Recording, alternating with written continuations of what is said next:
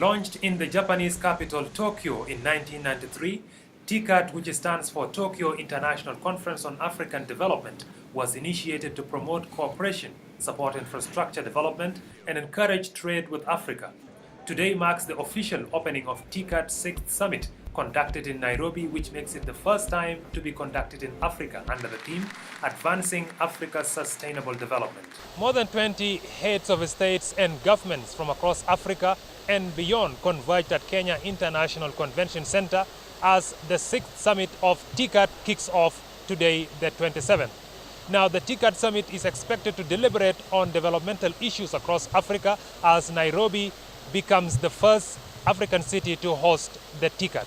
Vice President James Wani-Iga, who represented the President of the Republic, Salva Kiir Mayardit, at the 6th summit of the Ticad, told SSBC that South Sudan is expected to highly benefit from multi-billion projects pledged by the Japanese government for African development during the summit. On behalf of our President, Kiir Mayardit, I was given a chance, also like the other people who came representing their countries, also to give an opening speech in which I highlighted the need for Japan to continue supporting Africa and particularly South Sudan beyond the projects which it is now offering, namely beyond Juba Freedom Bridge, for which we are grateful, and then the clean drinking water system also they are working on, the Juba port that they've already finished some years ago, and so on.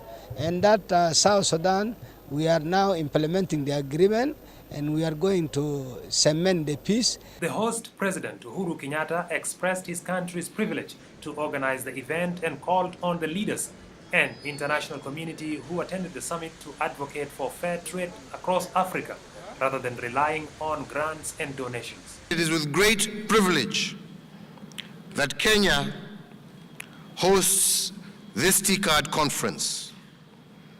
It is opportune that we should meet here in Africa to discuss the development of our beloved continent with our friends, the people of Japan, as well as with other organizers, the African Union Commission, the United Nations and its agencies, and the World Bank, amongst others.